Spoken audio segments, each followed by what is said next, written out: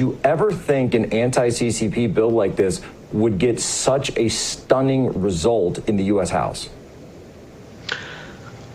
It's a great question. Probably, I would say no. I would say no, like to the extent for which we've seen the support for this bill today. And I have to say, a lot of people out there, and there will be a lot of people who have a lot of problems with this, I encourage them to go and read the bill, because I think the little snippets you see being posted by the likes of Thomas Massey and others on the internet are actually doing a disservice to the American public and how they're presenting this information. I did a short 7-minute type video reading the entire bill this morning, so people can go and watch that, or they can just go and read the bill itself. It's only 12 pages, and it's very, very specific. No, Joe Biden cannot use this to shut down X.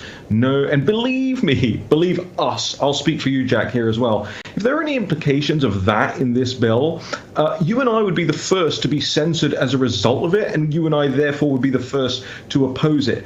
Those provisions are not in this bill. It's very specific about ByteDance, about TikTok. And so, I'm glad that the Congress of the United States is finally doing something in the national interest of the United States. Of course, you and I could talk for hours and hours, and given your record on phone calls, we will, about, the push and pull, where the money's coming from, which army of lobbyists is fighting which other army of lobbyists on this issue. Yes, all of that is happening at the same time.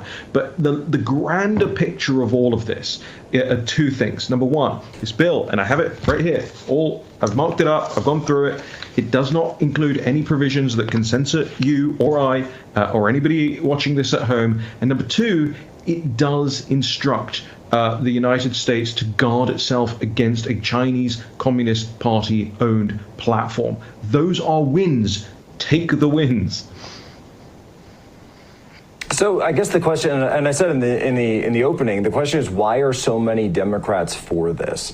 Because, of course, we've not seen Democrats side against China before. I think certainly there's a lot of elements and a lot of interest that want to see this done. And people need to remember as well, this is not a TikTok ban. It is a TikTok divestiture. One of the reasons, by the way, and they could do this, right? They could easily do this the same. So when anyone wants to do business in China, okay, what you have to do, and I know this from working in Shanghai, that you need to set up a JV with a new company that is totally and wholly established within the People's Republic of China.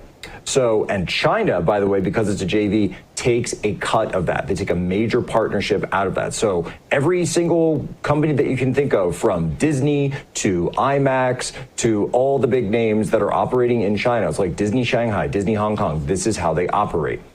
Now, why couldn't just one time with a Chinese company, the United States government go forward and say, you need to set up an American entity? They could do that on their own under this bill, couldn't they?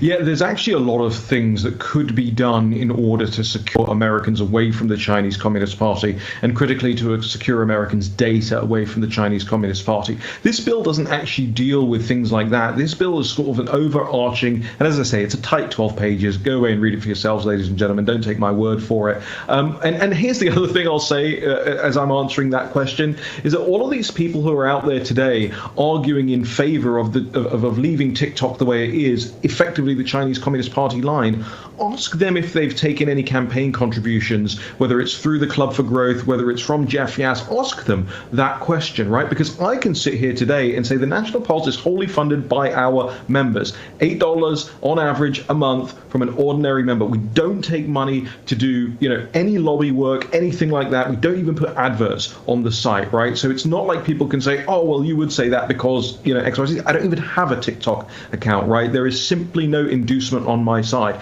That is not the case for these members of Congress who have actively opposed this bill. And you as the general public, you as the people who are, they are answerable to you, should be asking those questions of them.